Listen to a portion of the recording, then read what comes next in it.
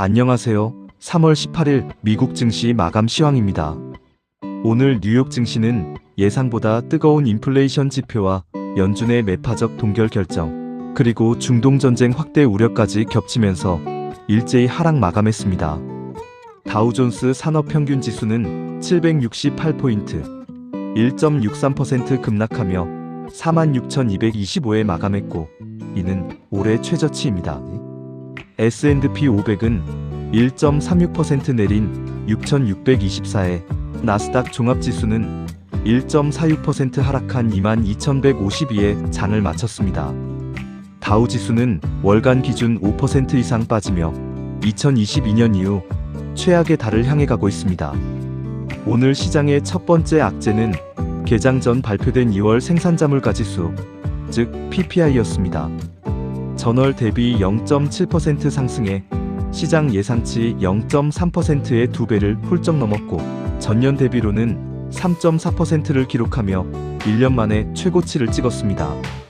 변동성이 큰 에너지와 식품을 제외한 근원 PPI 역시 전월 대비 0.5%, 전년 대비 3.9%로 예상을 웃돌며 1년여 만에 가장 높은 수준을 보였습니다. 식품 가격은 2.4%, 에너지는 2.3% 상승했고, 특히 신선 채소 가격은 무려 48.9%나 급등했습니다. 중간재 가격에서는 디젤 연료가 13.9% 뛰며 전체 상승분의 30%를 차지했습니다. 이번 PPI 데이터는 아직 이란 전쟁으로 인한 유가 급등이 반영되기 전 수치라는 점에서 앞으로 인플레이션 압력이 더 커질 수 있다는 우려를 키웠습니다. 두 번째 악재는 연준의 3월 FOMC 결정이었습니다.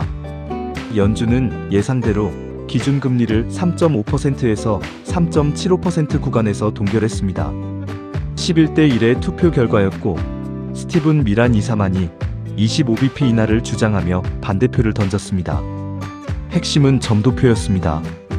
연준 위원들의 올해 금리 전망 중앙값은 1회 인하로 유지됐지만 19명의 위원 중 7명이 올해 금리를 아예 동결해야 한다고 봤습니다. 이는 지난 12월 전망보다 1명이 늘어난 수치입니다. 2026년 인플레이션 전망치도 2.7%로 상향됐고, 근원 인플레이션 역시 2.5%에서 2.7%로 높아졌습니다. 파월 의장은 기자회견에서 인플레이션이 기대만큼 빠르게 내려가지 않고 있다고 인정했습니다. 그는 단기적으로 에너지 가격 상승이 인플레이션을 끌어올릴 것이라고 했고, 관세로 인해 상품 인플레이션이 높아졌다고 언급했습니다.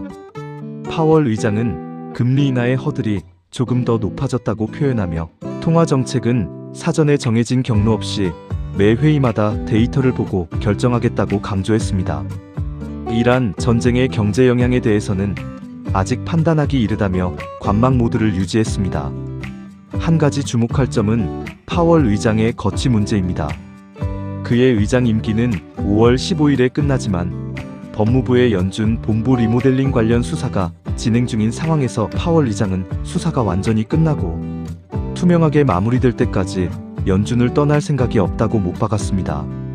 후임자로 지명된 케빈 워시가 상원에서 인준되지 않으면 파월 의장이 대행으로 계속 남게 됩니다. 세 번째 악재는 이란 전쟁의 급격한 확대였습니다. 이스라엘이 미국과 합동으로 이란의 남파르스 가스전을 공습했다는 소식이 전해지면서 브렌트유가 장중 5% 이상 급등해 배럴당 $110에 근접했습니다. 남파르스는 세계 최대 천연가스 매장지로 이란 천연가스 생산의 약 75%를 담당하는 핵심 인프라입니다. 이에 이란은 사우디아라비아와 UAE, 카타르의 에너지 시설을 공격하겠다고 위협하며 구체적인 타깃 목록까지 공개했습니다. 브렌트유는 결국 $107 38센트에 마감하며 전일 대비 3.83% 올랐고, 호르무즈 해협 봉쇄 장기화 우려가 시장을 계속 짓누르고 있습니다. 개별 종목으로는 마이크론이 장마감 후 2분기 실적을 발표했습니다. 주당 순이익 $12 20센트로 예상치 $9 31센트를 크게 상회했고, 매출은 238억 6천만 달러로 전년 대비 3배 가까이 급증했습니다. 다음 분기 매출 가이던스는 335억 달러로 예상치 243억 달러를 압도했습니다. 고대 역폭 메모리, 즉 HBM에 대한 AI 수요가 폭발하면서 2026년 전체의 물량이 이미 완판됐고 구조적 공급 부족이 2027년까지 이어질 전망입니다. 다만 정규장에서 마이크론 주가는 보합에 그쳤고 시간 외 거래에서는 차익 실현 매물로 소폭 하락했습니다.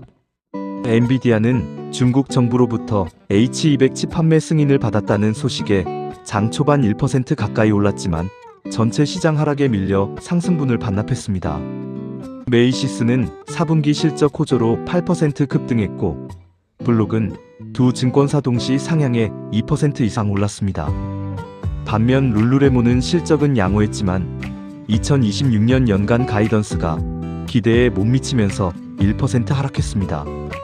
정리하면 오늘 시장은 PPI 쇼크, 연준의 매파적 스탠스, 이란 전쟁 확대라는 3중고를 한꺼번에 맞았습니다.